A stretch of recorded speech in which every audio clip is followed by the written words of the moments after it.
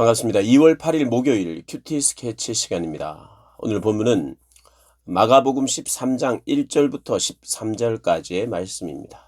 오늘 본문은 이렇게 시작합니다. 예수께서 성전에서 나가실 때에 제자 중 하나가 이르되 선생님이여 보소서, 이 돌들이 어떠하며 이 건물들이 어떠하니까? 예수께서 이르시되 네가 이 큰 건물들을 보느냐? 돌 하나도 돌 위에 남지 않고 다 무너뜨려지리라 하니라.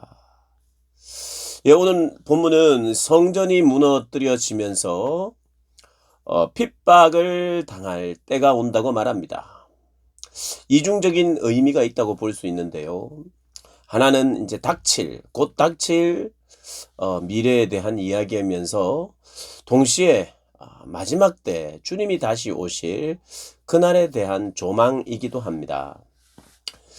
결론적으로 오늘 무슨 이야기를 하는가 하면 반드시 구원의 때가 있다. 그러나 심판을 통해서, 그리고 구원받을 백성들은 인내의 과정을 통해서, 이 핍박을 견뎌내는 인내의 과정을 통해서 결국 구원을 얻게 될 것이라는 것을 이야기를 합니다. 그래서 하나님이 우리에게 주시는 그 구원은 예수 그리스도의 고난을 통해서이며, 동시에 이 땅을 살아가는 우리 성도들도 그 고난에 함께 동참하면서 인내의 과정을 통해서 구원을 허락하신다는 그런 중요한 메시지, 신구약에 흐르는 중요한 메시지가 오늘 또 본문에 담겨 있습니다.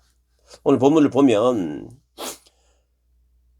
성전이 무너뜨려질 것이다 이렇게 이야기를 하는데, 사실 제자들은 이 성전의 겉모습을 보고 굉장히 감탄을 했습니다.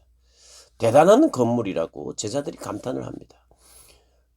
그도 그런 것이 이 시대에 어떤 면에서는 그 당시에 굉장히 큰 건축물이고 가장 큰 건축물 중에 하나인데, 유대인들의 환심을 사기 위해서 헤롯이 바벨론에서 돌아온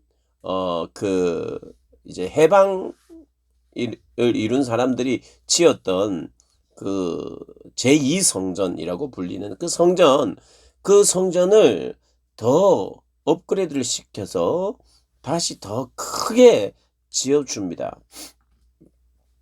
그래서 막 한 300m, 가로 세로 300m, 500m 정도의 그런 그런 건물이라는 거죠. 하지만 이 성전이 파괴되면서, 예루살렘 성전이 파괴된다는 것은 예루살렘의 멸망이고 유대의 어떤 멸망을 선언하는 것입니다. 심판을 선언하는 거죠. 그때 예수께서 감람산에서 성전을 마주 대하여 앉으셨을 때에 베드로와 야고보와 요한과 안드레가 조용히 묻되 우리에게 이르소서, 어느 때에 이런 일이 있겠습니까? 언제 성전이 파괴되냐 이 말입니다. 모든 일이 이루어지려 할 때 무슨 징조가 있습니까? 이렇게 묻자 예수께서 이런 이야기를 합니다. 너희가 사람의 미혹을 받지 않도록 주의하라. 많은 사람들이 미혹한다는 거예요. 어떻게 미혹하느냐 하면, 많은 사람들이 내 이름으로 와서 내가 그라 하여 많은 사람을 미혹하리라. 난리와 난리의 소문을 들을 때에 두려워하지 말라. 이런 일이 있어야 하겠지만 아직 끝은 아니라 민족이 민족을, 나라가 나라를 대적하여 일어나겠고 곳곳에 지진이 있으며 기근이 있으리니 이는 재난의 시작이라. 재림 때의 징조, 또 성전의 멸망의 징조가 이렇게 나타난다는 것입니다. 미혹하는 자가 있고 난리의 소문이 있고 전쟁이 있고 기근, 재난. 근데 알고 보면 이런 재난과 이런 전쟁의 소문은 그때도 있었고 지금도 있지요. 계속되는 것입니다. 그러니 그 어떤 이 징조조차도 끊이지 않았던 징조인데요. 이 징조 자체를 보고 마지막 때가 왔다, 이렇게 우리가 알 수 있는 건 아닙니다. 그러면서 너희는 스스로 조심하라. 사람들이 너희를 공회에 넘겨주겠고 핍박한다는 겁니다. 믿는 자들을 너희를 회당에서 매질하겠으며 나로 말미암아 너희가 권력자들과 임금들 앞에 서리니 이는 그들에게 증거가 되려 함이라. 사실 이 구절의 말씀은 사도행전에 그대로 나타납니다. 하나님의 역사, 성령의 역사가, 강한 성령의 임재가 있었지만, 그래서 교회가 폭발적으로 부흥했지만, 그러나 그들이 공회에 넘겨졌죠. 그리고 때로는 채찍에 맞았습니다. 그렇지만 권력자들에게 임금에게 복음을 전합니다. 그리고 그 핍박 때문에 흩어지죠. 그렇지만 흩어져서도 복음을 전합니다. 10절에 또 복음이 먼저 만국에 전파되어야 할 것이니라. 사람들이 너희를 끌어다가 넘겨줄 때에 무슨 말을 할까 미리 염려하지 말고 무엇이든지 그때에 너에게 주시는 그 말을 하라. 말하는 이는 너희가 아니요 성령이시니라. 끌려갔을 때 성령께서 할 말을 담대하게 할 말을 우리에게 주신다는 거예요. 그래서 실제로 제자들이 성령께서 주시는 말씀을 담대하게 알았죠. 그러면서 그때는 어떤 일이 있는가? 형제가 형제를, 아버지가 자식을 죽는데 내주며 자식들이 부모를 대적하여 죽게 하리라. 또 너희가 내 이름으로 말미암아 모든 사람에게 미움을 받을 것이나 끝까지 견디는 자는 구원을 받으리라. 계속 핍박 가운데서도 너희가 복음을 전파해야 한다, 이 이야기를 합니다.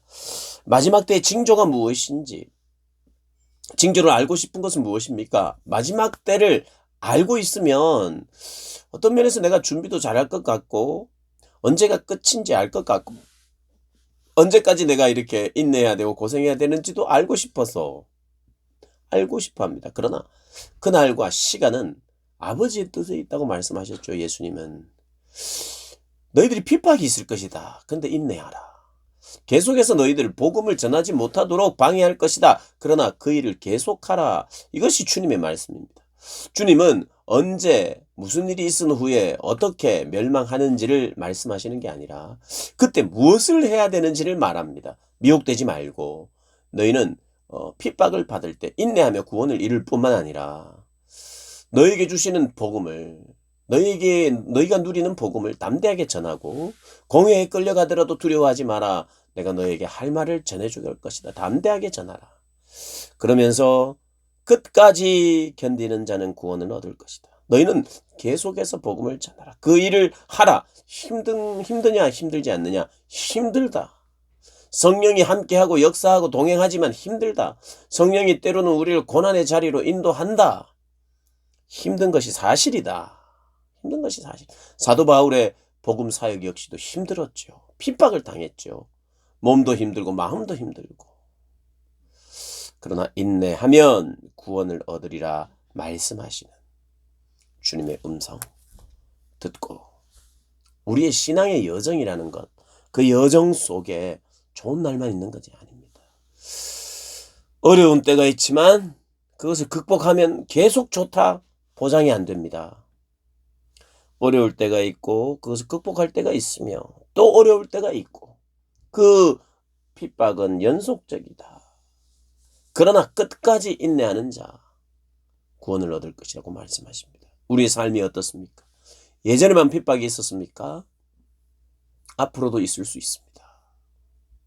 그러나 우리 해야 될 것은 계속해서 복음을 전하는 일, 인내하는 일이라는 거 잊지 아니하고 그 주님을 그렇게 기다리고 믿고 신뢰하고 따라가는 저와 여러분 되시길 주님의 이름으로 축복합니다.